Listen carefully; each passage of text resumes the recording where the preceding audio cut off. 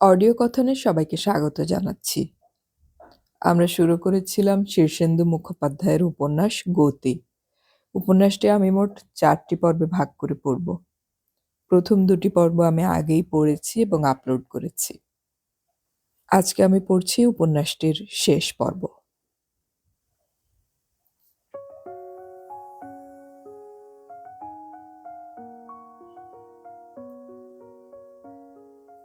ভাঁড়ে বেশ সুস্বাদু চা এলো, সঙ্গে দিশি বেকারির বিস্কুট। ঘন লিকারে চিনি আর দুধ একটু কড়া করে মেরেছে।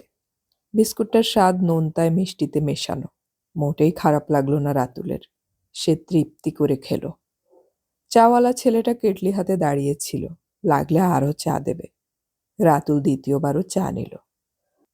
পয়সা দিতে গেলে ছেলেটা বলল, দাম দেওয়া হয়ে গেছে। কাঠের ঘরটার চারধারে 3 ফুট চওড়া গ্রিল, তাতে সারা কারখানা দেখতে পাওয়া যায়। চেয়ারে একটু হেলান দিয়ে বসে দেখছিল রাতুল। বাবার চেয়ারে বসে বাবার কারখানার কাজ দেখতে দেখতে সে বাবাকেই বুঝবার চেষ্টা করছিল। অতি তুচ্ছ, সামান্য পুঁজি আর কম আয়ের এই কারখানা, তবু হরেরাম নিজের হাতে গড়েছেন। এখানে বসে নিত্য তিনি এক উজ্জ্বল অহং অনুভব করেন কি? তিনি দাসত্ব করেননি জীবনে, আপোষ রফা করেননি। প্রত্যেকের বিশ্বাস ভাজন থেকে নিঃশব্দে করেছেন তার রুজি রোজগার। সেই তুলনায় রাতুলের ডিগ্রি অনেক উচ্চমানের। সে বার 2 জার্মানি আর আমেরিকায় গিয়েছে। তবু হরেরামের সঙ্গে তার একটা মৌলিক তফাত আছে। অনেকক্ষণ বসে রইল রাতুল। মন দিয়ে কাগজপত্র দেখল। সব পাকা হাতের কাজ। প্রত্যেকটা আয় ও ব্যয় নিখুঁতভাবে এন্ট্রি করা, প্রত্যেকটা সঠিকভাবে ফাইলবদ্ধ। দেখা যাচ্ছে হরেরামের খদ্দেররা সংখ্যায় খুব বেশি নয়, কিন্তু প্রত্যেকেই স্থির খদ্দের, অর্থাৎ তারা বারবার নিচ্ছে। নিতাই বারবার আসছিল আর যাচ্ছিল, কিছু লাগবে কিনা, আবার চা বলে দেবে কিনা ইত্যাদি। বেলা 11টা নাগাদ সে টেলিফোনটা করল। আজ আবার ডিনারের নেমন্তন্ন, কি করা যায় বলুন তো? কেন, অসুবিধে কি? ডিনারে যাবেন? ব্যাপারটা বড্ড একঘেয়ে হয়ে যাচ্ছে, অ্যান্ড ফ্রুটলেস। ডিনারে ওরা ডাকছেন ওদের ইচ্ছে, আপনি তো কন্ডিশন মেনে নেননি। ওটা ওরা ধরেই নিয়েছেন যে, সেই জন্যই ব্যাপারটা অস্বস্তিকর। এরপর থেকে কোনো অজুহাতে কাটিয়ে দেবেন না হয়। আমার আর ব্যানার্জি সাহেবের আর টিঙ্কু বৌদির রিলেশনটা এত ভালো যে কিছু বলতেও পারি না। শুনেছি আপনি একটু পেটুকো। কথাটা মিথ্যে নয়। I may not be in love with anyone else, but I am permanently in love with গলদা চিংড়ি। পিঙ্কি সামান্য হাসল। তাহলে আর কি করার আছে বলুন? ডিনার পর ডিনার খেয়ে যাব, তা কি হয়? It must end somewhere. আজ সকালে ব্যানার্জি সাহেবের সঙ্গে জগিং করার সময় প্রসঙ্গটা উঠেছিল। অলমোস্ট রোজই কথাটা উনি তুলছেন। খুব এম্বারাসিং। আমাকেও জ্বালিয়ে মারছে দিদি। তাহলে থলি থেকে বেড়ালটা আপনিই কেন বের করুন না? হঠাৎ পিঙ্কির কণ্ঠস্বরে পাথর স্পর্শ করল। সেটা সম্ভব নয় রাতুল। অন্তত বলে দিন যে আপনার আর আমার মাঝখানে তৃতীয় ব্যক্তি আছেন। তাহলে প্রশ্ন উঠবে, লোকটি কে? উঠুক না। লোকটি কে তা জানবার জন্য সবাই আমাকে সারাক্ষণ জেরা করবে, সেটা ভালো হবে না। পিঙ্কি, লোকটি কে তা আমিও জানি না, জানতে চাইও না। কিন্তু লোকটি কি এমন যার সঙ্গে আপনার রিলেশন হয় না বা হওয়া সম্ভব নয়? ধরুন তাই, আপনি আমাকে শুধু কিছুদিন এইসব জেরার হাত থেকে আড়াল করে আছেন।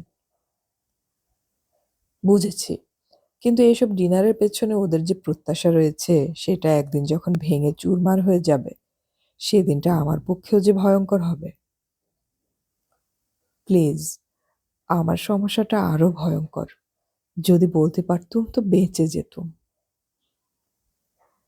কি যে বিপদে ফেলেছেন ম্যাডাম। শুনছি টিঙ্কু বৌদি আমার জন্য সোয়েটারও বুনছেন। লজ্জার কথা। সোয়েটার বুনতে তো আপনি আর বলেননি। ও বুনছেন নিজের গরজে, বুনুক না, পরবেন। এসব কোথায় গিয়ে শেষ হবে? কোথাও না কোথাও তো শেষ হবেই। একটু ধৈর্য ধরতে হবে। তা না হয় ধরছি, কিন্তু আমার বয়স ৩১। শুনছেন? ৩১। বিয়ের জন্যে আমার মা হন্যে হয়ে পড়েছেন। আপনি না বিয়ে করবেন না? করব না। কিন্তু আমি একটি মেয়ের সঙ্গে মেলামেশা করছি শুনলে আমার রক্ষণশীল পরিবার সঙ্গে সঙ্গে মেয়েটিকে বিয়ের জন্য আমাকে চেপে ধরবে। বিশেষ করে অসবর্ণ যখন নয় এবং মেয়েটিও সুন্দরী। কেউ কি জেনেছেন? একজন, আমার দাদা। চৌরঙ্গীতে একদিন দেখে ফেলেছেন আমাদেরকে একসঙ্গে। খুব ডিসক্রিটলি জানতে চেয়েছেন মেয়েটি কে। আমি দাদাকে একটা ছোট্ট ঘুষ দিয়ে মুখ বন্ধ করে রেখেছি। ঘুষ? আমার একটা দামি মবলা কলম ছিল। জার্মানি থেকে এনেছিলাম। অনেক দিন ধরে নজর দিচ্ছিল। সেটা গচ্চা গেল আর কি। পিঙ্কি হাসল। আমাকে বরং কলমের দামটা বিল করে দিন, আমি শোধ করে দেব। আমার বাবা আজ সকালে বলছিলেন, বিশেষ কাউকে যখন বারবার একই বাড়িতে ডিনারে ডাকা হয়, তখন পেছনে কোনো উদ্দেশ্য থাকে। পিঙ্কি একটু চুপ করে থেকে বলল, উদ্দেশ্যটা কি তিনি বুঝতে পেরেছেন? আন্দাজ করেছেন হয়তো। বাই দ্য বাই, আজ সকালেই জানতে পারলুম উনি একসময় ধিঙ্গিকে প্রাইভেট পড়াতেন। অনেকদিন আগেকার কথা, বছর ১০ তো হবেই। আমার বাবার নাম হরেরাম ভট্টাচার্য। পিঙ্কি কিছুক্ষণ স্তব্ধ থেকে বলল, আপনার বাবা হরেরাম বাবু? কি আশ্চর্য! কেন, আশ্চর্যের কি? না মানে, ওকে আমি খুব শ্রদ্ধা করতুম, ভীষণ। কিন্তু উনি, উনি কি? তখন দিদির কাছে গিয়ে মাঝে মাঝে থাকতুম। কেন যেন মনে হতো উনি আমাকে বিশেষ পছন্দ করেন না। কেন? সেটা জানি না বলেই তো বলছি। পছন্দ করেন না কি করে বুঝলেন? তাকানো দেখে, রিয়াকশন দেখে। তখন আমার মাত্র ১৩-১৪ বছর বয়স। উনি একদিন ধিঙ্গির পড়ার ঘর থেকে আমাকে বের করে দিয়েছিলেন। বাবা একটু চুজি ঠিকই, আমাদেরও উনি পছন্দ করেন বলে মনে হয় না। দিদির কাছে শুনেছি উনি খুব আইডিয়ালিস্ট লোক, খুব মরালিস্ট। ধিঙ্গিকে নাকি উনি টাকার জন্য পড়াতেন না। ওর নাকি কারখানা টারখানা আছে। আছে, আমি বাবার কারখানা থেকেই আপনাকে ফোন করছি। খুব বড় কারখানা? Is he in big business? না না, ছোট্ট একটা গ্রিল তৈরির কারখানা। প্রাগৈতিহাসিক সব ইকুইপমেন্টস। প্রোডাকশন রেট জঘন্য। তবু সকাল থেকে কেন এখানে বসে আছি জানেন? I am under a hypnotic spell of my father. আজ সকালে বাবা সাইকেল থেকে পড়ে গিয়ে খুব চোট পেয়েছেন। আমি তার হয়ে কারখানার কাজ দেখছি। উনি এখনো সাইকেল চালান? বরাবর চালাবেন। Tough guy. কিন্তু আপনাকে কেন উনি অপছন্দ করতেন সেটা বুঝতে পারছি না। খুব মড পোশাক টোশাক পরতেন নাকি? কিংবা টকাটকি ইংরেজি বলতেন না তো? সেসব তো ছিলই। বাবাও ওসব অপছন্দ করেন। তাই হবে। আপনার দিদিকে কিন্তু বাবা বেশ পছন্দ করতেন। জানি, তখন হরেরামবাবু বলতে দিদি অজ্ঞান। আমিও তাকে অপছন্দ করতুম না কিন্তু। প্রথম প্রথম ধিঙ্গির সঙ্গে বসে আমি ওর পড়ানো শুনেছি। Simply hypnotic. তারপরে একদিন হঠাৎ আমাকে বললেন, গায়ে অত গন্ধ মাখো কেন? তোমার মাথা ধরে যায় না? আরেকদিন বলেছিলেন, লিপস্টিক মেখে আমার সামনে আসবে না। আমার তাতে খুব অভিমান আর জেদ হয়েছিল। আমি তাই বেশি করে যেতুম। রাতুল হাসল। ম্যাডাম, বাবার খারাপ ব্যবহারের জন্য আমি ১০ বছর বাদে ক্ষমা চাইছি। ক্ষমা? ক্ষমার প্রশ্নই ওঠে না। আদর্শবাদী মানুষদের আমরা অনেক সময় সহ্য করতে পারি না বটে, কিন্তু শেষ অবধি তাদের উপর শ্রদ্ধা হারাই না। আমার বাবা কিন্তু আমাদের বাড়িতেও পার্মানেন্ট হাউসহোল্ড প্রবলেম। খুব আনপপুলার। হতেই পারে। আমার এক জ্যাঠামশাই ছিলেন অনেকটা ওরকম। কিন্তু আমাদের প্রবলেমটার কি হবে ম্যাডাম? ডিনার খেয়ে যান, যতদিন পারেন। প্লিজ, ফর মাই সেক। ব্যাপারটা মিথ্যাচারও তো বটে। আমি ওসব জানি না। আমি শুধু জানি আপনি কিছুদিন আমাকে শিল্ড করবেন। তার মানে আমি হচ্ছি রেড হরিং? আসল লক্ষ্যবস্তুকে ঝুলিয়ে দেওয়ার উপকরণ মাত্র? যতদিন আপনার সঙ্গে আমার এই খেলাটা থাকবে, ততদিন ওরা আমাকে বিয়ের জন্য বিরক্ত করবে না। এটা তো আপনাকে কতবার বলেছি। শুনুন ম্যাডাম, একদিন যদি আপনি আমার কাছে খোলাসা হয়ে সব বলে দিতে পারেন, তাহলে আমি একটা টেনশন থেকে মুক্ত হতে পারি। বলবেন? বলবো। আর একটু সময় দিন। ভুলে অবশ্য কোনো লাভ নেই, কারণ আমার ভবিষ্যৎ অন্ধকার। কিছুই ঘটবে না। আমি শুধু কিছুটা সময় কাটিয়ে দিতে চাই। আর একটু বয়স হয়ে গেলে কেউ আর ততটা গা করবে না বিয়ের জন্য। বুঝেছেন? বেগারটা আমাকেই খাটতে হবে? খাটুন না, কোনো পরিশ্রম তো হচ্ছে না, প্লিজ। ডিনারে কি আপনিও যাচ্ছেন? যেতে পারি। ওরা প্রত্যেকবার আপনাকে আর আমাকে ডাকে। আমি স্কিপ করি। আজকেরটা বোধহয় না গিয়ে উপায় নেই। আজ দিদির জন্মদিন। এটা ওরা আমাকে বলেননি তো। পিঙ্কি হাসল। দিদির জন্মদিনের কথা দিদিরও মনে থাকে না। আমি প্রত্যেক বছর গিয়ে মনে করিয়ে দিই। আজকের ডিনারটাও জন্মদিনের নয়, জাস্ট কোইন্সিডেন্স। ও, একটা খবর শুনেছেন? কি খবর? একটু আগে দিদি ফোন করেছিল। বোধনকে তো চেনেন। চিনব না কেন? বোধন যে কোটিপতি তা জানেন? কোটিপতি? হ্যাঁ, দিদিরা আজ সকালেই প্রথম জানতে পারল। অথচ দেখুন, প্রায় 15-16 বছর ধরে বোধন ও বাড়িতে রেগুলার যাতায়াত করে। কেউ কখনো টের পায়নি। শুধু ধিঙ্গি জানতো, বলেনি। ওরা এখন ভীষণ এম্বারাসমেন্ট ফিল করছে, একজন কোটিপতিকে যথেষ্ট মনোযোগ দেয়া হয়নি বলে। কি ছেলে মানুষই বলুন তো। দিদি তো টেলিফোনে কেঁদেই ফেলল। বলল ও আমাকে চিট করেছে, ডিসিভ করেছে। বলুন তো কি কাণ্ড। ম্যাডাম, একটা কথা জিজ্ঞাসা করব? বোধন আসলে কে? হোমা, তাও জানেন না? ও যে দিদিকে ভালোবাসতো, ক্লাসমেট। তারপর সমীরণদার কাছে বিয়ের পর অ্যাপ্রোচ করেছিল। সমীরণদা লাইক এ স্পোর্টসম্যান ওকে বাড়িতে নিয়ে আসে। সেই থেকে আসে যায়। Still in love with Tinku বৌদি? নয় কেন? দুজনেই একটু হাসলো, তারপর ফোন ছেড়ে দিল। রাতুল যখন বাড়ি ফিরল তখনও হরেরাম ঘুমোচ্ছেন অকাতরে। শুকনো মুখে বারান্দায় দাঁড়িয়ে আছেন মাধুরী। শুধু অতুলের ঘর থেকে তবলা ঠোকার আওয়াজ আসছে, আর বাড়ি ম ম করছে মাংস রান্নার গন্ধে। রাতুল, একটু দেখবি বাবা মানুষটাকে, এত ঘুমোচ্ছে কেন?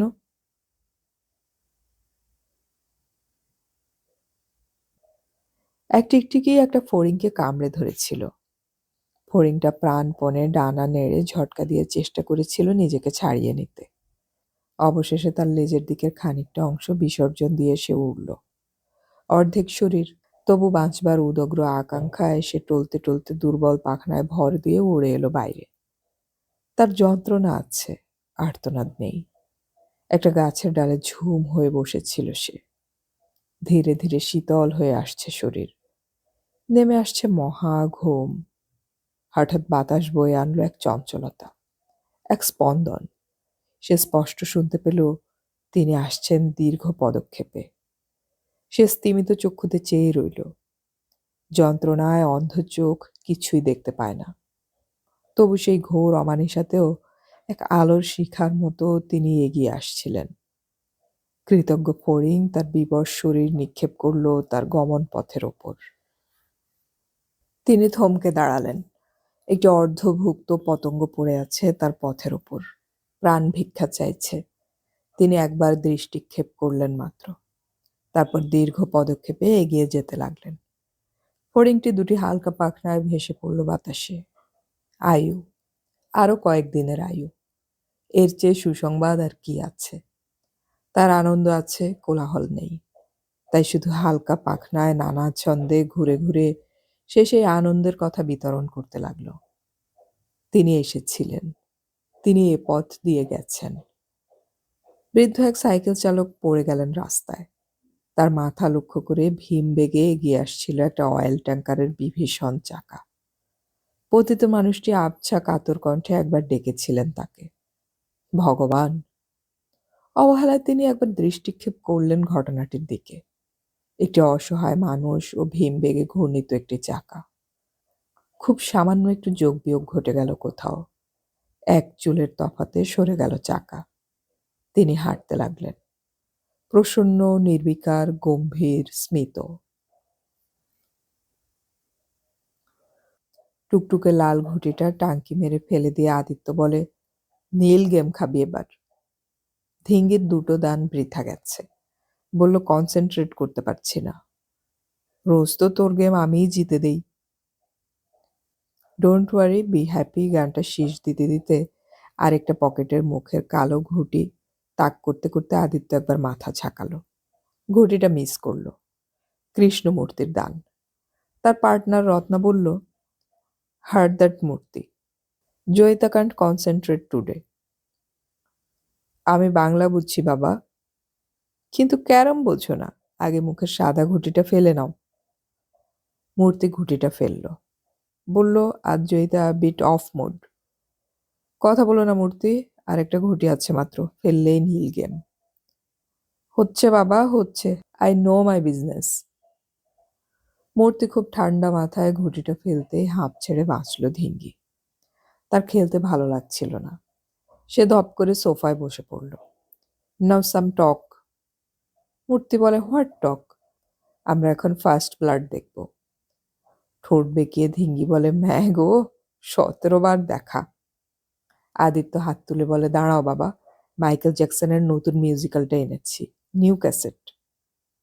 ধিঙ্গি বলে, প্লিজ এখন থাক, আধ ঘন্টা বসে একটু গল্প করি আয়। ওসব আমার ভালো লাগছে না, মাথা ধরেছে। রত্না বলে, তাই ভালো। তোর আজ মুড অফ কেন রে পাজি? ধিঙ্গি ঠান্ডা হাসি হেসে বলে, আমি খুব প্রবলেমের মধ্যে আছি।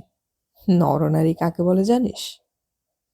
রত্না অবাক হয়ে হেসে বলে, নরনারী মানে তো ম্যান অ্যান্ড ওম্যান। এটা আবার প্রশ্ন হলো? নরনারীর কত রকম কম্বিনেশন হতে পারে জানিস? জানবো না কেন?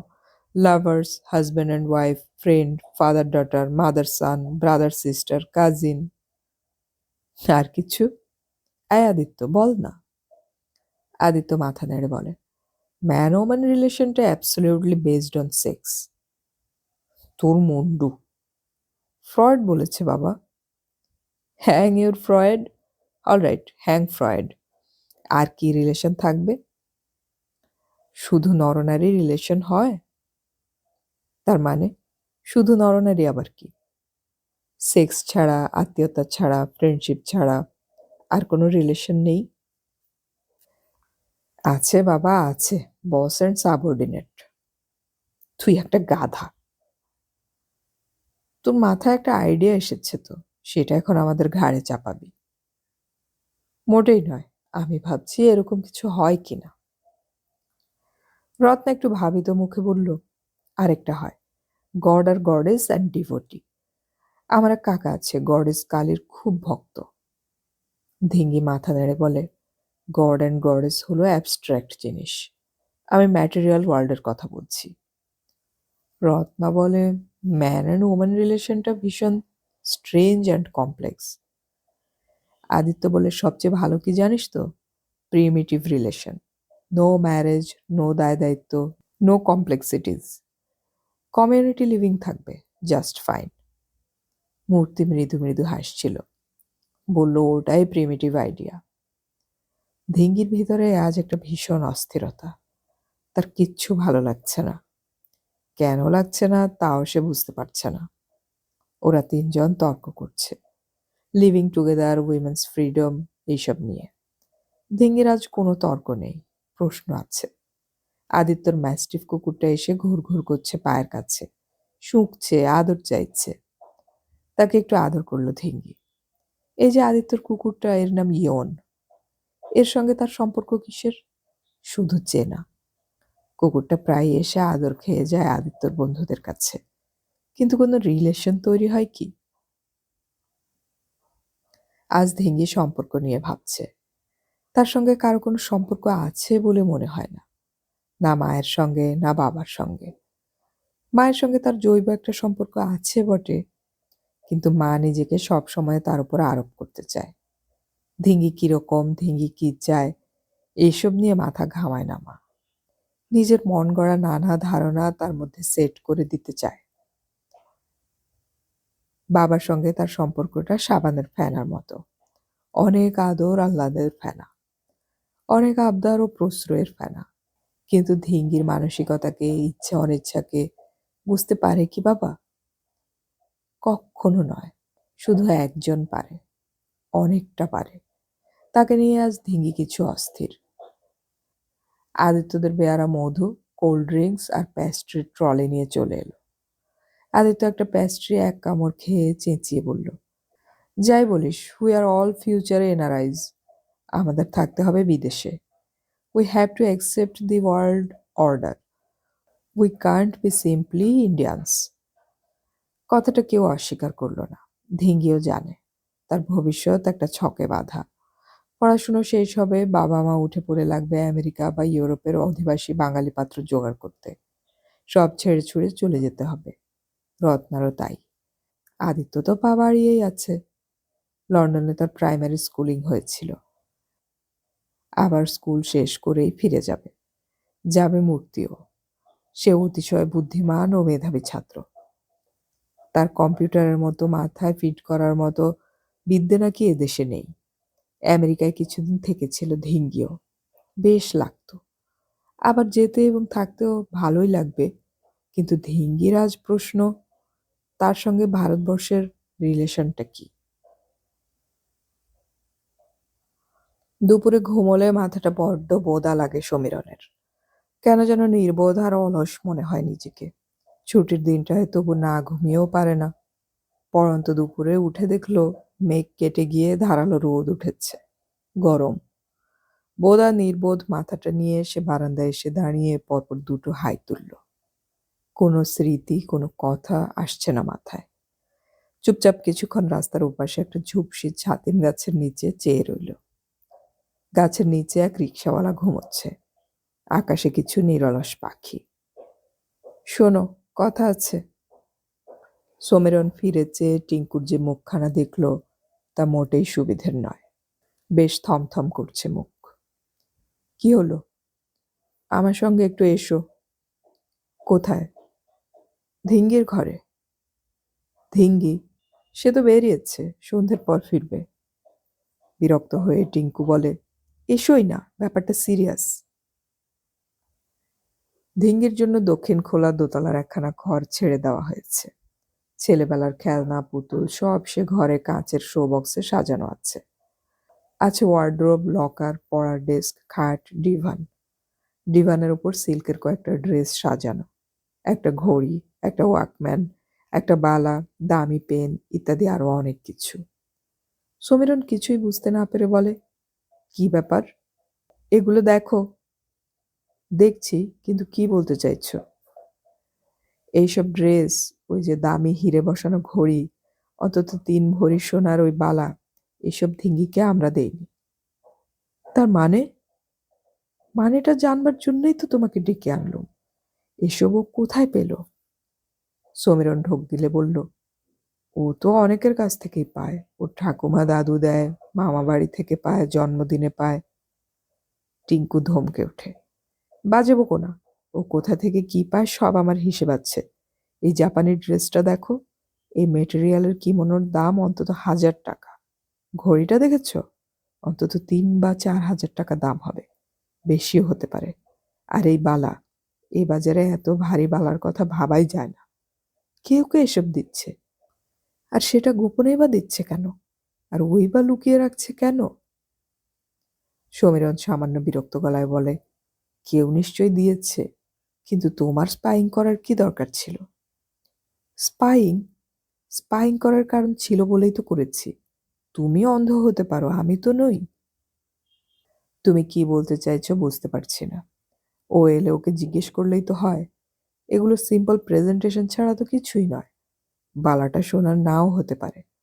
আজকাল কত ভালো ইমিটেশন বেরিয়েছে। আর ঘড়ির পাথরগুলোও হিরে হওয়ার দরকার কি? তুমি মেয়েকে আড়াল করতে চাইছো? These are the presents from a lover. এটা নির্বোধেরও বোঝার কথা। লাভার বলে সমীরণ হাঁ করে রইল। লাভার? এখনো মেয়েটা দুধের শিশু, ওর লাভার? তোমার মাথাটাই খারাপ হয়ে গেছে। হি ওয়ার কমপ্লিটলি গাগা। দুধের শিশু? 4 বছর আগে মেয়ের ঋতু দর্শন হয়েছে, তা জানো? সমীরণ ভীষণ বিরক্ত হয়ে বলে, ওসব জানার দরকার নেই। ধিঙ্গি আমার এখনো মাইনর, ইম্যাচিওর। এসব সন্দেহ সম্পূর্ণ বেজলেস। আমি তোমাকে বলে দিচ্ছি, she has a lover and that lover is quite rich. Samiran এবার গর্জন করে ওঠে, শাট আপ নোজি পার্কার। বাজে কথা বলো না। লজ্জা করে না তোমার একটা নির্দোষ মেয়ে সম্পর্কে বানিয়ে বানিয়ে ওসব কথা বলতে? টিঙ্কুর মুখ লাল হয়ে উঠল। ছোট লোকের মতো চেঁচিও না, ঝি চাকরেরা শুনতে পাবে। তুমি আমার মাথা গরম করে দিচ্ছ। ধিঙ্গির সঙ্গে তোমার বরাবর একটা শত্রুতা রয়েছে। টিঙ্কু বিস্ময়ের রাগে প্রায় ফেটে পড়ে বলে, আমার পেটের মেয়ে আমার শত্রু? তোমার মতো আদিক্ষেতা দেখাই না বলে? কি করো তুমি মেয়ের জন্য শুনি? আলগা আলগা আদর আর অন্যায় প্রশ্রয় দেওয়া ছাড়া তুমি আর কি করো? নিজের কেরিয়ার, নিজের স্বার্থ নিয়ে তুমি সারা দিন মত্ত। মেয়ে কি করছে না করছে তার খবর নেওয়ার সময় কোথায় তোমার? কেন চুপ করব? তুমি ওর বাপ, তোমার সবটা জানা দরকার। এই ডায়েরিটা ওর ড্রয়ারে ছিল, পড়ে দেখো কি লিখেছে আমাদের সম্পর্কে। আমি পড়তে চাই না। তার মানে তুমি সত্যকে ফেস করতে চাও না? কিন্তু তোমাকে পড়তেই হবে। এটা ওর পার্সোনাল ডায়েরি, আমাদের পড়া উচিত নয়। ব্যাপারটা ঘোরালো আর সন্দেহজনক না হলে আমি পড়তুম না, কিন্তু এখন আমাদের জানতেই হবে মেয়েটার মতলব কি। পড়ো। টিঙ্কু একটা পাতা বের করে দিল, পড়ল সমীরণ। তাতে ইংরেজি আর বাংলায় জগা খিচুড়ি করে লেখা, I hate them, I hate them both. ওরা আমাকে কি ভাবে, কচি খুকি? ওরা আমাকে খেলনা দিয়ে ভোলাতে চায়, আমার চোখে ঠুলি এঁটে রাখতে চায়। কিন্তু I know them thoroughly. They are cruel, heartless, immature and corrupt. আরেকটা পাতায়, দুজনেই আমার প্রবলেম। এরা দুজনেই এদের পার্সোনালিটি আমার উপর চাপিয়ে দিচ্ছে। আমি কি করব? মায়ের কাছ থেকে আমার কি শেখার আছে? সাজগোজ, বিউটি পার্লার ভিজিট করা, লোকের সঙ্গে হালকা প্রেম প্রেম বিহেভ করা, সব সময় নিজেকে এঙ্গেজ রাখা। সারাদিন ভদ্রমহিলা নিজেকে নিয়ে ব্যস্ত, কোনো কাজ নেই, অসহ্য। আর আমাকে কি করতে হবে? উনি আমাকে অর্ডারের পর অর্ডার দিয়ে যাবেন, এটা করো ওটা করো, এভাবে চলো ওভাবে তাকাও। ছি, ওভাবে কথা বলতে নেই, ওভাবে বসতে নেই, ওই পোশাক পরছো কেন? Always after me. আর সেই জ্ঞান হবার পর থেকে আমাকে কেবল গাদা গুচ্ছের খেতে হয়। সকালে আপেল, ফলের রস, মাখন রুটি, তারপর ভাত খাও, মাংস খাও, মেটে খাও, দুধ খাও। And for her I gathered fat. আরেকটা পাতায়, বাবা নিজেকে কি ভাবে?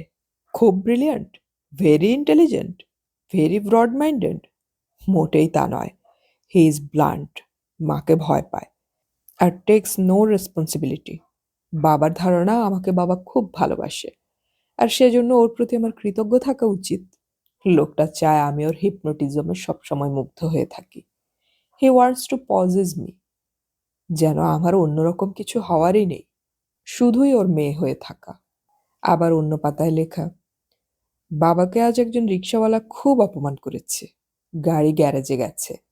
রিক্সা করে আমরা মাসির বাড়ি থেকে ফিরছিলাম। বাবার সঙ্গে ভাড়া নিয়ে রিক্সাওয়ালার ঝগড়া লাগলো। বাবা খুব মেজাজ নিচ্ছিল প্রথমে।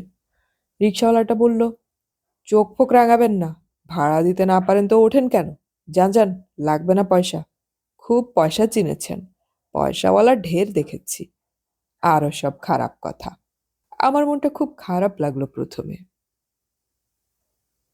তারপর ভাবলাম ঠিক হয়েছে, বেশ হয়েছে। বাবা যে নিজেকে কি ভাবে, খুব বিজ্ঞ, খুব পাওয়ারফুল, খুব অনারেবল ম্যান। রিক্সাওয়ালাকে এমনভাবে ধমকাচ্ছিল যেন ওর অফিসের সাবঅর্ডিনেট।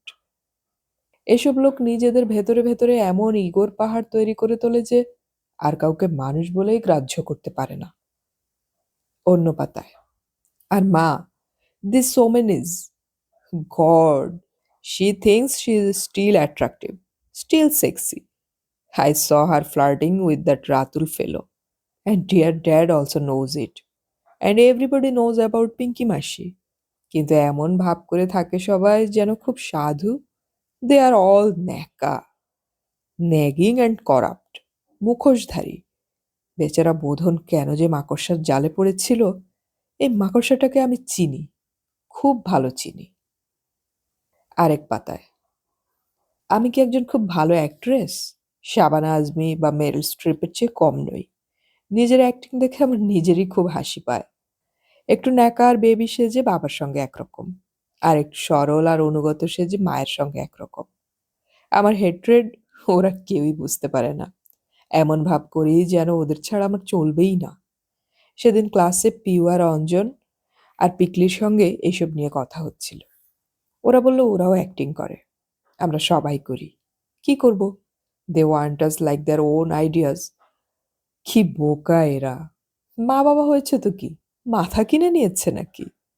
আমরা যদি বলি তোমরা যেমন নিজেদের মতো করে আমাদের তৈরি করতে চাও, তেমনি আমরাও চাই তোমরা আমাদের মনের মতো তৈরি হও না কেন? আমরা কি তোমাদের পুতুল? সমীরনের সমস্ত শরীর থরথর করে কাঁপছে।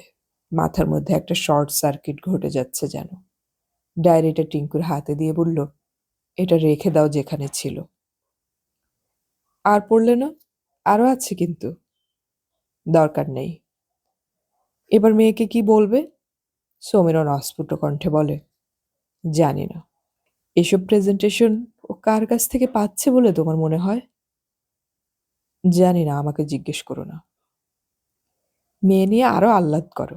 কি মেয়ে তৈরি হয়েছে দেখলে তো? মুখে ঝামা ঘষে দিয়েছে। সমীরন হাঁটতে গিয়ে দেখলো পা দুখানা ভীষণ দুর্বল লাগছে। সে টলছে। বারান্দায় এসে ধপ করে বসে পড়ল। চোখের সামনে এই উজ্জ্বল রোদেও এক জমাট নিরন্ধ্র অন্ধকারকে বোধ করল সে। দুহাতে মাথাটা চেপে ধরল সে। অসুস্থ লাগছে, দুর্বল লাগছে, তৃষ্ণার্ত বোধ হচ্ছে।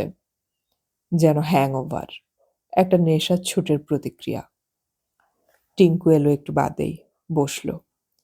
সমীরন শূন্য চোখে সামনের দিকে চেয়েছিল। কিছুই চোখে পড়ছে না তার।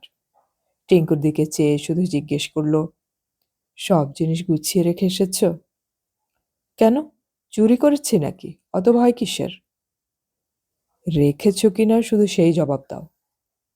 রেখেছি। ওর ঘর সার্চ করা বোধহয় তোমার উচিত হয়নি। বলেছি তো দরকার ছিল। ওর হাব ভাব কিছুদিন যাবত আমার ভালো লাগছিল না। মনে হচ্ছিল she is having an affair with someone. আমি ওসব শুনতে চাই না টিঙ্কু, প্লিজ। নিজের চোখ ঢেকে রেখে কি সবকিছু এড়াতে পারবে? আমার হার্ট অ্যাটাক হয়ে যাবে, বুকে ব্যথা হচ্ছে। টিঙ্কু চুপ করে বসে রইল। বুকের ব্যথাটা ঠিক যেন বুলেটের মতো বাঁ দিকে নিপলের ঠিক 2 ইঞ্চি নিচে স্থির হয়ে আছে। সমীরনের ভয় হচ্ছিল, নড়লে চড়লে ব্যথাটা হঠাৎ লাফিয়ে উঠবে, ছেয়ে ফেলবে তার সমস্ত বুক। সমীরন অনেকক্ষণ বাদে বলল, ওকে কিছু বলার দরকার নেই। আমি বলতে যাব কেন? তুমি বলবে। আমি? আমি কেন? তুমি ওর প্রশ্রয়দাতা। অতিরিক্ত আদর দিয়ে মাথায় তুলেছ। এখন দেখছো তো তার ফল? তোমাকেই বলতে হবে, ইউ মাস্ট। সমীরন বিবর্ণ মুখে বলে, শোনো টিঙ্কু, এইসব নিয়ে কথা তুললে শি উইল ফ্লেয়ার আপ। আজকালকার মেয়ে কি করে বসে কে জানে। টিনেজারদের আজকাল ভীষণ সুইসাইডাল টেন্ডেন্সি। অর্থাৎ মেয়েকে তুমি ভয় পাচ্ছ? মেয়েকে ফেস করতে চাও না? ভয়? তবে সে ভয় নয়। শোনো সমীরন, আমরা না হয় ওর চোখে খারাপ, বেশ কথা, উই আর ব্যাড প্যারেন্টস, কিন্তু এই কোন সর্বনাশের রাস্তা ধরেছে এই বয়সে? ওর পরিণতি কি? তুমি চোখ বুজে থাকলেই তো হবে না, রেজিস্ট করতে হবে, ওকে ফেরাতে হবে। I don't want a show down. তাহলে কি করতে চাও? ওকে বোঝানো দরকার। বোঝালেও বুঝবার ভান করবে। ও যে অভিনেত্রী তা তো নিজেই স্বীকার করেছে। মুখে ভান করবে, কিন্তু বুঝবে না। এটা generation gap Tinku. Generation gap নয়, এটা ডিজেনারেশন গ্যাপ। ও নষ্ট হয়ে গেছে। আমি তা মনে করি না। তাহলে তোমার মন গড়া ধারণা কোলে করে বসে থাকো আর মেয়ের সঙ্গে ন্যাকামি চালিয়ে যাও। আমি বাড়ি ছেড়ে চলে যাচ্ছি। আমি ও মেয়ের সঙ্গে থাকবো না। আমাকেও কি চোখে দেখে। বলতে বলতে শক্ত মহিলা টিংকু আজ ঝরঝর করে কেঁদে ফেলল। আঁচলে মুখ ঢেকে কাঁদতে লাগলো। হতাশা আর লজ্জায় এমন শুকিয়ে গেছে সমীরণ যে কান্নাটা দেখেও তার কিছু প্রতিক্রিয়া হলো না। বরং মনে হলো সেও যদি একটু কাঁদতে পারতো তাহলে বুকটা হালকা হয়ে যেত। চাকর বিষ্ণু চা নিয়ে এলো। বেঁচে গেল সমীরণ। সাগ্রহে চা খেতে লাগলো সে। যেন পৃথিবীতে এর চেয়ে জরুরি কাজ আর কিছু নেই। চা খেতে খেতেই তার মনে হলো আর একটু নেশা করা দরকার, স্ট্রং কিছু। দিনের বেলা সে কদাচিৎ মদ খায়, তার ভালো লাগে না। চা শেষ করে সে উঠে পড়ল। দৃঢ় পদক্ষেপে গিয়ে মদের বোতল বের করে প্রথমে খানিকটা নিট খেয়ে নিল, তারপর ঠান্ডা জল মিশিয়ে অনেকটা। নেশা হলো কিনা তা সে বুঝতে পারল না, কিন্তু ভেতরের অম্বল তার সঙ্গে গরম চা, ঠান্ডা হুইস্কি এমন এক আলোড়ন তুলল যে পেট গুলিয়ে মেল ট্রেনের মতো বমি উঠে এলো গলায়। দৌড়ে বাথরুম অব্দি যেতে পারল না সমীরণ। লিভিং রুমের কার্পেটের উপর হড়হড় করে নেমে গেল বমি। সমীরণ পড়ে রইল বমির পাশেই উপর হয়ে। টিঙ্কু এসে দাঁড়ালো কাছাকাছি। যেন পচা ইঁদুর দেখছে এমনভাবে চেয়ে রইল ভূতলশায়ী সমীরণের দিকে। তেতো গলায় টিঙ্কু বলল, যে মেয়ের বাপ হয়েছ কপালে তোমার আরো কষ্ট লেখা আছে। সমীরণ কথাটা শুনতে পেল না। লাল আর বমি মাখা মুখটা তুলল, চোখ লাল। ফিসফিস করে বলল, ইজ ইট ট্রু? ইজ ইট?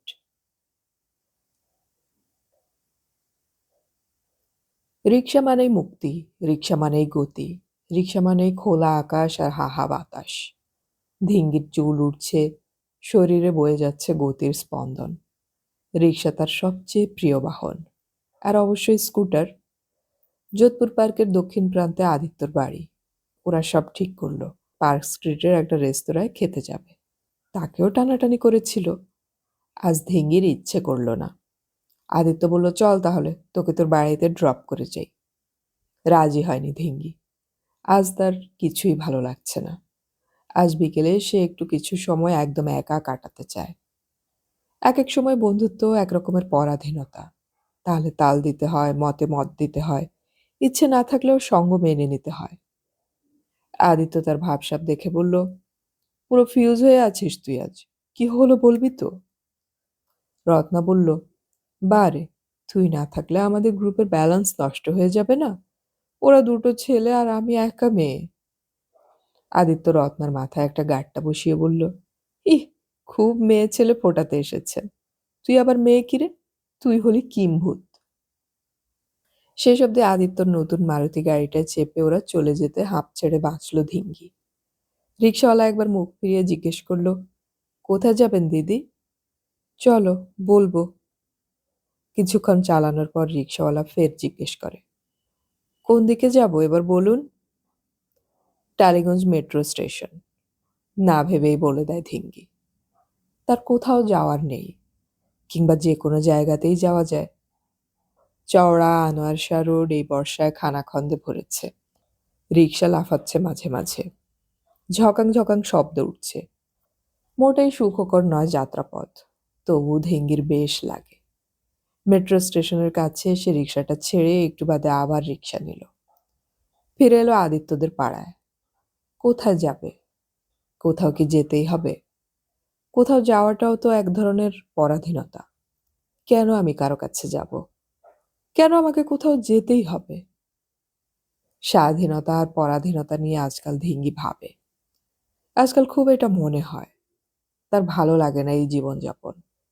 সকাল থেকে রাত অবধি প্রতিদিনই ঘটনাহীন, ম্যাড়ম্যাড়ে, বিবর্ণ, বিস্বাদ। তার জীবনে কোনো লড়াই নেই, ওঠাপড়া নেই, বিপদ নেই। যেন বাঁধানো রাস্তা। কোনো মানেই খুঁজে পায় না সে এরকম বেঁচে থাকার। সে যদি ইসরায়েলে জন্মাতো বা আরব দেশে, ভিয়েতনামে বা দক্ষিণ আমেরিকায়, তাহলে হয়তো জীবনটা এমন আলোনি হতো না। ক্লান্ত ধিঙ্গি ক্রমে বুঝতে পারছিল সে এই একা থাকার লড়াইটা হেরে যাচ্ছে। তার মনের কোনো গোপন গভীর রন্ধ্রে একটা ইচ্ছে সাপের মতো লুকিয়ে থাকে। ধিঙ্গি নানা পাগলামি দিয়ে তাকে চাপা দিতে চায়। এই একা থাকা সেরকমই একটা পাগলামি। সে আসলে একা থাকতে চাইছে না। সে যার কাছে আজ কিছুতেই যাবে না বলে প্রতিজ্ঞা করে বেরিয়েছিল, তার কাছেই যেতে চাইছে। ভীষণভাবে চাইছে। গোপন ইচ্ছেটা গভীর গর্ত থেকে বেরিয়ে এসে বিশাল রাজগোখরুর মতো ফনা তুলছে এখন। যাব না, কিছুতেই যাব না, কিছুতেই না, কিছুতেই না, জপ করতে থাকে সে। কিন্তু একটা তীব্র টান তাকে বারবার টলিয়ে দিতে থাকে। ক্লান্ত ধিঙ্গি রিক্সা থেকে নেমে পড়ে। একটা দোকানে ঢুকে গুচ্ছের টিপ কেনে, একটা মাস্কারা। তার সব আছে, তবু কেনে। কিছু একটা করতে হবে, নেশাটা কেটে যাক। কাটলো না, কিছুতেই কাটলো না। বিকেলের আলো ম্লান হয়ে এলো মেঘের ছায়ায়। বৃষ্টি হবে। এখন বাড়ি ফিরে বৃষ্টি দেখতে তার খুব বিষণ্ণ লাগবে। দোকানের বাইরে এসে ছাই রঙা আলোয় ম্যাড়ম্যাড়ে চারদিকটার দিকে চেয়ে তার মনে হলো, ইচ্ছেটাকে মেরেই বা কি হবে? পৃথিবীতে তার প্রিয়জন তো প্রায় নেই। এক আধজন যারা আছে তাদের অস্বীকার করে কি লাভ? সে রিকশায় উঠে পড়ল। সিদ্ধান্ত সে নিয়ে ফেলেছে। বোধন তার নিচের তলার ঘরে বসে মস্ত টেবিলের ওপর পাতা কয়েকটা ব্লু প্রিন্ট দেখছিল আর খুব জরুরি কিছু আলোচনা করছিল দুটো লোকের সঙ্গে। ডিঙ্গিকে অত ব্যস্ততার মধ্যেও দেখতে পেল ঢোকা মাত্রই। এসো এসো, ফোন করনি তো আসবে বলে? যদি বেরিয়ে যেতুম। ক্লান্ত গলায় ধিঙ্গি বলে, একটা চান্স নিলুম। খুব ব্যস্ত? এখনই হয়ে যাবে। কাজ শুরুর আগে আঁটঘাঁট বাঁধতে হয় তো, তাই ঝঞ্ঝাট চলছে। ভিতরে যাও না, বৌদিরা আছে। ধিঙ্গি ভেতরে গেল না। তার মেজাজ ভালো নেই। সে সোফায় বসল, একটু দূরে। পরাজয়ের একটা গ্লানি তাকে ছেয়ে আছে। আসবে না প্রতিজ্ঞা করেও আসতে হলো। প্রায় হয়ে গেছে ধিঙ্গি, একটু বসো। তুমি কাজ করো না, আমার তাড়া নেই। জোরালো একটা টেবিল ল্যাম্পের আলোয় বোধনের মুখের অর্ধেকটা আলোকিত, অর্ধেকটা অন্ধকার। মাথার অবিন্যস্ত দীর্ঘ চুল কপালের উপর দুলছে, দুটো তীক্ষ্ণ চোখ ঝলমল করছে। দৃশ্যটা সম্মোহিতের মতো দেখল ধিঙ্গি। দরজার পর্দার এক চিলতে ফাঁক দিয়ে একজোড়া চোখ দেখে নিল ধিঙ্গিকে। ধিঙ্গিও দেখল, রোজ দেখে, বোধনের ছোট বৌদি মৃণালিনী। আজকাল এমনভাবে রোজ তাকে আড়াল থেকে দেখে যেন ধিঙ্গি চুরি করতে ঢুকেছে। আগে এরকম ছিল না তো। মৃণালিনী পর্দা সরিয়ে মৃদু স্বরে বলল, ধিঙ্গি, শোনো। ধিঙ্গি উঠে গেল কাছে। কি বলছো? আমার ঘরে একটু এসো, কথা আছে। ধিঙ্গি ভদ্রমহিলাকে পছন্দ করে না, আগে করত। যখন সে ছোট ছিল, বোধন স্কুটারে চাপিয়ে তাকে নিয়ে আসতো, তখন এ বাড়িতে তার এক প্রকার আদরই ছিল। আজকাল সে টের পায় তেমনটি আর নেই। প্রকাণ্ড বাড়ি, মস্ত লম্বা করিডোর, তারপর দোতলায় উঠবার সিঁড়ি। মৃণালিনীর পিছু পিছু কিছু কুণ্ঠিত পায়ে ধিঙ্গি দোতলায় উঠে এলো। সামনেই মৃণালিনীর ঘর, বেশ বড়লোকি ঘর। পুরোনো আমলের ভারী ভারী সাবেক সব ফার্নিচার দিয়ে সাজানো। বিদেশি টিভি, কাঠ গ্লাসের ঝাড়বাতি। বসো ধিঙ্গি। মৃণালিনী একসময় লাবণ্যময়ী ছিল। রংটা যথেষ্ট ফর্সা। এখন বেশ মুটিয়ে গেছে। মুখে একটা চাপা নিষ্ঠুরতা আছে, চোখে কুটিল সন্দেহ। ধিঙ্গি বসল না। বলল, এখনই চলে যাব, দেরি হয়ে যাচ্ছে। কি বলবে? বোধনের ব্যবসা আলাদা হয়েছে, শুনেছ তো? শুনেছি। ও এখন কাজের চাপে হিমশিম খাচ্ছে। দেখতে পাচ্ছি। অক্টোবর থেকে ওর প্রজেক্ট শুরু হচ্ছে। তার আগে পেপার ওয়ার্কস আছে, সাব কন্ট্রাক্ট দেওয়ার ব্যাপার আছে। ধিঙ্গি একটু অধৈর্য হয়। এসব তাকে শোনানোর কি? তবু চুপ করে দাঁড়িয়ে সে দেয়ালের একটি অয়েল পেন্টিংয়ে বোধনের কোনো পূর্বপুরুষের নাকের উপর একটা স্থির টিকটিকির দিকে চেয়ে থাকে। লোকটাকে কেমন অদ্ভুত দেখাচ্ছে। নাকটা যেন টিকটিকি। মৃণালিনী ধিঙ্গির দিকে চেয়েছিল। মুখে হাসি নেই, দুশ্চিন্তা আছে। আর ওই ঘরটা বোধনের অফিস ঘর করেছে। ও ঘরে বসলে ওদের কাজের ক্ষতি হয় বলেই তোমাকে ডেকে আনলুম। ধিঙ্গি অবাক হয়ে বলে, কিন্তু ওর কাজ তো হয়ে গেছে। এখনো কাজে মন দিচ্ছে না বলে দাদাদের কাছে কাল রাতেও বকুনি খেয়েছে। 6 কোটি টাকার অর্ডার তো ছেলে খেলা নয়। সময় মতো কাজ শেষ করতে না পারলে মোটা টাকা গচ্চা যাবে। ধিঙ্গি দাঁতে দাঁত চাপল। আজকাল সে টের পায় এবারের লোক তাকে সুস্পষ্টই অপছন্দ করছে। সেই জন্যই সে আসতে চায়নি। জবাব না দিয়ে সে পেন্টিংটার দিকে তাকিয়ে রইল। কিন্তু চোখের জলে কেমন আবছা ঢেউ ঢেউ হয়ে যাচ্ছিল ছবিটা। মৃণালিনী খুব গুছিয়ে কথা বলতে পারে, খুব ঠান্ডা গলায়। ধীর স্থিরভাবেই বলল, যে দুজন লোককে ওর সঙ্গে দেখলে ওরা মস্ত ইঞ্জিনিয়ার, অ্যাডভাইস দিতে আসে। ওরা ঘন্টা পিছু টাকা নেয়। সময়ের এখন অনেক দাম। ধিঙ্গি কিছু বলতে পারছে না। তার চোখ থেকে জলের ফোঁটা গড়িয়ে নামছে গাল বেয়ে। একটা ফোঁপানিকে চেপে রেখেছে বুকে। একটু প্রশ্রয় দিলেই সেটা হিক্কার মতো উঠে আসবে গলায়। এখন আর বোধন তোমাকে নিয়ে যখন তখন স্কুটারে করে বেরোতে পারবে না তো। ঘন্টার পর ঘন্টা আড্ডাও দিতে পারবে না। ধিঙ্গি দুটো হাত মুঠি করে পিছনে রেখেছে। এত জোরে মুঠি যে তার আঙুল ব্যথা করছে। কিছু খাবে ধিঙ্গি? না, আমি ড্রাইভারকে বলে দিচ্ছি, সে তোমাকে বাড়িতে পৌঁছে দিয়ে আসুক। ধিঙ্গি সজোরে মাথা নেড়ে ফিসফিসিয়ে বলে, না। তাহলে? আমি চলে যেতে পারবো। কিছু মনে করো না ধিঙ্গি, বোধনের এখন অনেক দায় দায়িত্ব। ওর সঙ্গে আমাদের সম্মানও জড়িয়ে আছে। আগের মতো গায়ে ফু দিয়ে চললে তো আর হবে না। তুমি এখন যথেষ্ট বড় হয়েছ, সবই তো বোঝো। না, এ কথাটা ধিঙ্গি ভালো করে বুঝতে পারল না।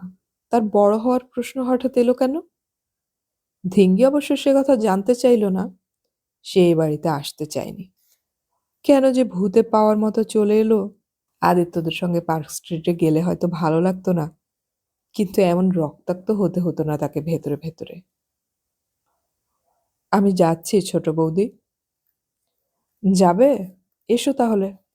তোমারও তো এখন পড়াশোনার খুব চাপ শুনি। নাচ গানের ক্লাসও আছে, তাই না? তোমারও সময় নষ্ট করা উচিত নয়, বড় হচ্ছ তো। ধিঙ্গি ঘর থেকে বেরিয়ে ধীরে ধীরে সিঁড়ি ভেঙে স্বপ্নাচ্ছন্নের মতো দীর্ঘ করিডোর পার হলো। বয়স হওয়াটা কি খুব দোষের? 15 পেরিয়ে 16য় তার পা। এটা তবে কোনো অপরাধ? কেন অপরাধ? রাস্তায় একটা দুর্ঘটনা ঘটতে পারে আজ ধিঙ্গির। সে কিছুই দেখছে না, কিছুই শুনতে পাচ্ছে না। একটা ঘোরের মধ্যে সে হাঁটছে। এমনকি কোথায় যাচ্ছে তাও সে ভালো করে জানে না। রুমালে চোখের জল মুছতে মুছতে রুমালটা ভিজে গেল। চারদিকে ছাইরঙা বিশ্রী সন্ধ্যা নেমে আসছে। কেন সে এমন অদ্ভুত? কেন সে ঠেকাতে পারে না নিজেকে? কেন তার মন সব সময় কম্পাসের কাঁটার মতো একটা দিকেই ঘুরে যায় বারবার? বড় রাস্তায় এসে ধিঙ্গি কোনো দিকে না তাকিয়ে রাস্তা পেরোতে যাচ্ছিল। একটা স্কুটার পেছন থেকে এসে তার পাশে ব্রেক কষল। ধিঙ্গি, চলে এলে কেন কিছু না বলে? ধিঙ্গি দাঁড়ালো। কোনো কথার বদলে ঠোঁটে চলে এলো কান্নার কাঁপন। চোখ আবার ভেসে গেল জলে। অপ্রস্তুত বোধন স্কুটার থেকে নেমে তার হাত ধরে বলল, এসো একটু ঘুরে আসি। ধিঙ্গি মাথা নাড়ল। না। ছোট বৌদি কিছু বলল বুঝি তোমাকে? I am not welcome in your house any more. বোধন খুব নিষ্পাপ গলায় বলল, ওরা একটু ওরকমই, কিছু মনে করো না। তোমাদের বাড়িতে আমিও তো আনওয়েলকাম, তবু তো যাই। ধিঙ্গি চোখের জল মুছল। তারপর বোধনের দিকে তাকালো। সত্যিই তো, এ বেচারা কি তাদের বাড়িতে বহুকাল ধরে নীরব অবহেলা আর খারাপ ব্যবহার পেয়ে আসছে না? ও কি হাসি মুখে সহ্য করে না অপমান? ধিঙ্গি গুম হয়ে গোঁজ হয়ে উঠে বসলো স্কুটারের পেছনে। অপমানটা বাতাসের ঝাপটায় উবে যেতে লাগলো। বোধনের পিঠে তার আলতো একখানা হাত। তার ভালো লাগছে। এই মুহূর্তটা কেন যে চিরকাল স্থায়ী হয় না? বোধনের ভিতরে যে একটা ঠান্ডা ভেজা স্পঞ্জের মতো চরিত্র আছে, সেটাই সব রাগ ও অভিমান শুষে নেয় চোখের পলকে। ওই স্পঞ্জই বোধহয় নিঃশব্দে রন্ধ্রে রন্ধ্রে টেনে নিয়ে গোপন করে ফেলে নানা অপমানও। দক্ষিণের লেক খুব নির্জন জায়গা নয় সন্ধেবেলায়। বর্ষাকাল বলে আজ কেউ তেমন নেই। তারা একটা ফাঁকা বেঞ্চ পেয়ে গেল। ধিঙ্গি থমথমে মুখে বসে রইল। চোখের কোণে এখনো জল, মুখে কথা নেই। বোধন অত্যন্ত শান্ত গলায় বলল, এরকম হয়। জীবনটা অনেক লম্বা, অনেক জটিল। শেষ অবধি পৌঁছানো খুব শক্ত, সইতে না পারলে। ধিঙ্গি অল্প স্বল্প ঠ্যাং নাচাচ্ছে, অর্থাৎ তার মেজাজ ভালো হচ্ছে। সামান্য ধরা গলায় সে বলল, আমার দোষ কি জানো? আমি তোমার কাছে না গিয়ে থাকতে পারি না। তেমনি শান্ত গলায় বোধন বলে, জানি ধিঙ্গি। তোমাকে একটা কথা জিজ্ঞেস করব? তোমার আর আমার মধ্যে রিলেশনটা কি? খুব ভেবে বলো তো। বোধন বিবর্ণ মুখে একটু হাসে। রিলেশন? এই তো বিপদে ফেললে। ওটা তো ভেবে দেখিনি। বন্ধুত্বেরই হবে বোধহয়। ধিঙ্গি মাথা নেড়ে বলে, সামথিং মোর। কি বলো তো? আমি আজকাল খুব রিলেশন নিয়ে ভাবি। আমার ফিলোসফি কি জানো? আমি আজকাল কিছু নিয়েই ভাবি না। যার সঙ্গে যে সম্পর্ক গড়ে ওঠে তাই মেনে নিই। তুমি আমাকে করুণা করো না তো? করুণা? এ কথা উঠল কেন বলো তো? করুণা কিসের? করুণা কেন? আমি তো মোটা একটা মেয়ে, দেখতেও ভালো নই। আমাকে আমার মা বাবা পাত্তাই দেয় না। আমি বোধহয় একটু ন্যাকা আর ন্যাগিং, একটু বোধহয় গায়ে পড়া, তাই না? বোধন মাথা নাড়তে নাড়তে বলে, তা নও ধিঙ্গি। তোমার চেহারা সুন্দর, ন্যাকা তুমি নও। ওসব ভেবো না। আর কারো মা বাবাই পাত্তা দেয় না। আমাকে কি আমার বাড়ির লোকেরা পাত্তা দেয়? শোনো, তুমি আমাকে এত দামি দামি উপহার দিয়েছ কেন? আমি সব নেই, কিছুই তো দেই না। তোমার তো দেয়ার কথা নয়। আমার মাঝে মাঝে কি মনে হয় জানো? কি? বলবো? রাগ করবে না তো? না, আমি কখনো রাগি না, তুমি তো জানো। আমার সন্দেহ হয় এসব উপহার তুমি হয়তো আমার মাকেই দিতে চেয়েছিলে। মা অ্যাকসেপ্ট করবে না বলে আমাকে দাও। আমাকে দেওয়া মানেই তো মাকে দেওয়া, তাই না? বোধন কিছুক্ষণ জবাব দিল না। তারপর খুব আস্তে আস্তে করে বলে, কথাটা ঠিক ওভাবে কখনো ভাবিনি। তবে এটা সত্যি কথা, টিঙ্কুকে আমার কিছু দিতে ইচ্ছে করে। আবার দিতে ভয়ও পাই, হয়তো একটা মানে করে নেবে। তাই আমাকে দাও। তোমাকে দেই তোমার জন্যই। তুমি ভালো করে বলছো না, তুমি লুকোচ্ছ। না, লুকোবো কেন? কিন্তু ড্রেসগুলো তোমাকে পরতে দেখি না তো কখনো। পরি না, লুকিয়ে রেখে দেই। কেন? My mother is a jealous woman. বকবে। এমনিতেই আমি সারা দিন বকুনি খাই।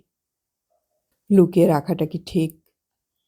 বললুম যে, মনে হয় ওগুলো ঠিক আমার নয়। ওটা আমার মায়ের উদ্দেশ্যে দেয়া। আমি একটা উপলক্ষ মাত্র। আচ্ছা, তুমি এখনো কি মাকে ঠিক আগের মতো? ও কথাটা থাক। এতদিন ধরে কি কাউকে ওরকম ভালোবাসা যায়? কই, আমার বাবা তো মাকে অতটা পারেনি। ইটস এ হ্যাবিট ধিঙ্গি, সিগারেটের নেশার মতো। ধিঙ্গি খানিকক্ষণ চুপ করে থেকে বলে, আমার আজকাল একটা কথা খুব মনে হয়। আচ্ছা, তাহলে আমি কেন তোমার কাছে আমার মায়ের রিপ্রেজেন্টেটিভ নই? তার মানে? ধরো যদি বলি, আই লাভ ইউ। অন্ধকারে একটু চমকে উঠে স্থির হয়ে গেল বোধন। ধিঙ্গি হেসে উঠল। না, ঠিক ওরকম নয়। তবে কিরকম ধিঙ্গি? আমার মনে হয় মা তোমার সঙ্গে যা করেছে আমি তা কম্পেনসেট করি। কিভাবে করবে? সেইটাই তো বুঝতে পারি না। তাই তো রিলেশনের কথা আজকাল খুব ভাবি। তুমি ওভাবে ভেবো না। আমাদের ব্যাপারে, অর্থাৎ টিঙ্কুর আর আমার ব্যাপার তো তোমার কিছু করার নেই। জানি, কিন্তু মা তোমাকে যে অবহেলা করে, অপমান করে, ওভারলুক করে তার বেলা? তাহলে কি করা উচিত ছিল টিংকুর? আমার সাথে ফ্লার্ট করা? সেটা তো উচিত হতো না। তা বুঝি করে না মা? মার কত ছেলে বন্ধু আছে জানো? কিছুটা জানি। সেটাও টিংকুরই ব্যাপার, পার্সোনাল। আমাদের তো কিছু করার নেই। কিন্তু আই ফিল ফর ইউ। কেন কষ্ট দিচ্ছ নিজেকে ধিঙ্গি? তুমি সত্যিই মাকে ভালোবাসো? I don't believe. কে জানে ধিঙ্গি, আমি আর ওসব বুঝতে পারি না। She is quite old now, she has fat, she is hot tempered. ভালোবাসার কি আছে আর? মায়ের সঙ্গে তোমার কি কম্পিটিশনের ভাব আছে ধিঙ্গি? মোটেই নয়। মানুষ বেঁচে থাকলে তো বুড়ো হয়ই, মেয়েরা আরো তাড়াতাড়ি হয়। সেটা তো তার দোষ নয়। তবে মানুষ বুড়ো হয় খুব আস্তে আস্তে, রোজ একটু একটু করে। রাতারাতি তো মেটামরফোসিসটা ঘটে না। আর তোমার 15-16 বছরের চোখ দিয়েও তো সবাই দেখতে পায় না। What does that mean? Bodhan অসহায়ভাবে মাথা নেড়ে বলে, আমি জানি না ধিঙ্গি। শুধু এইটুকু জানি, একদিন টিঙ্কুর জন্য আমি মরতে বসেছিলাম। তোমার বাবা যদি আমাকে অ্যালাউ না করতো তাহলে হয়তো আমাকে মরতেই হতো। আজও মনে হয় ওরকম? না, আজ আর তা হয় না। তাহলে? আমি আর জালটা কেটে বেরোতে পারিনি। You are still young, very young, eligible bachelor. থাক, ও কথা বলো না। And she doesn't even feel it. তাতে কি? ধিঙ্গি অনেকক্ষণ চুপচাপ বসে রইল। অনেকক্ষণ বাদে বলল, শোনো, আমার ফিলিংটা তুমি বুঝতে পারো? কিসের ফিলিং ধিঙ্গি? তোমার প্রতি আমার? বুঝতে পারবো না কেন? আমি যখন চাইল্ড ছিলাম তখন যে ফিলিংটা ছিল এখন কিন্তু সেটা নেই। এখন ফিলিংটা অন্যরকম। টের পাও? খানিকটা পাই। আমি কিন্তু ফিলিংটা ঠিক বুঝতে পারি না। কেন পারো না ধিঙ্গি? আমার ভীষণ ইচ্ছে করে তোমার খুব কাছাকাছি থাকতে। খুব ইচ্ছে করে তোমাকে সব কাজে হেল্প করতে। আর খুব ইচ্ছে করে তোমার দিকে হাঁ করে তাকিয়ে থাকতে। বোধন হেসে ফেলে। হাসছো? এটার যে কি যন্ত্রণা! আচ্ছা, ছোট বৌদি কি আমাকে সন্দেহ করে? বোধন একটা দীর্ঘশ্বাস ফেলে বলে, হয়তো করে। এই কথায় কেন কে জানে ধিঙ্গির শরীরে এক শিহরণ বয়ে গেল। সে তাহলে আর সত্যি বালিকা নয়। সে তাহলে সন্দেহযোগ্য যুবতী। সে তাহলে পুরুষের পক্ষে বিপজ্জনক। শোনো, আমি আর তোমাকে মামা টামা বলে ডাকতে পারবো না। তুমি নাম ধরে ডেকো। বোধন? না, সেটা বড্ড ন্যাড়া ন্যাড়া শোনাবে। তাহলে দাদা বলে ডাকতে চাও? ধিঙ্গি সবেগে মাথা নেড়ে বলে, না না, দাদা বড্ড কমন। বোধন সামান্য মিষ্টি হেসে বলে, তাহলে ইদানিং যা ডাকছো তাই ডেকো, এই ওই বলে। তাতে রাগ করো না তো? না ধিঙ্গি, রাগের কিছু নেই। তোমাকে আমার অনেক কিছু বলে ডাকতে ইচ্ছে করে, কিন্তু সেগুলো ডাকা যায় না। কি সেগুলো শুনি? শুনলে হাসবে। খুব হাস্যকর কিছু? না, মোটেই তা নয়। তাহলে বলো, হয়তো ভালোই লাগবে। ধিঙ্গি লজ্জায় দুহাতে মুখ চাপা দিল।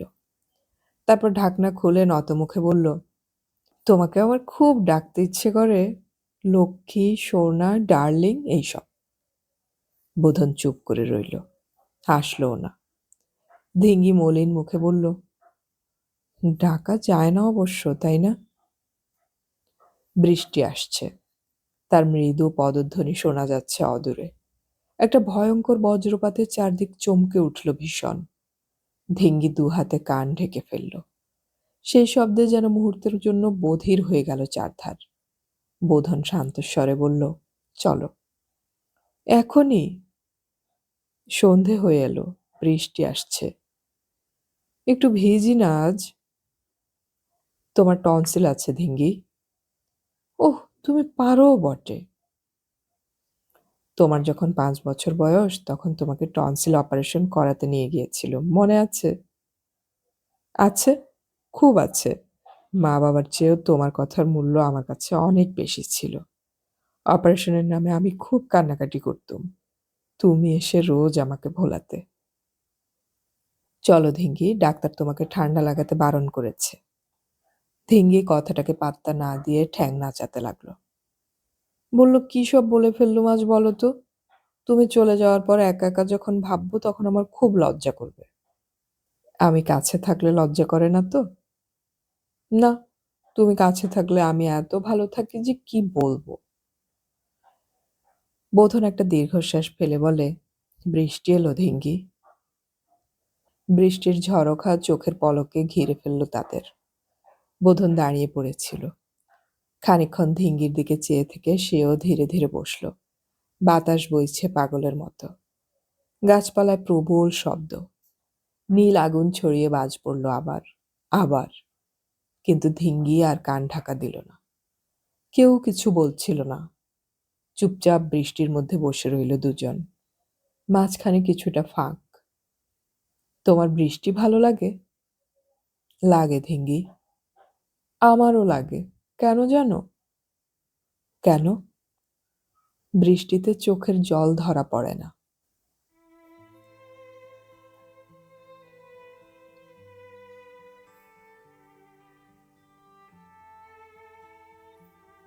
এতক্ষণ আমি পড়ে শোনালাম শীর্ষেন্দু মুখোপাধ্যায়ের উপন্যাস গতি এর ৩য় পর্ব।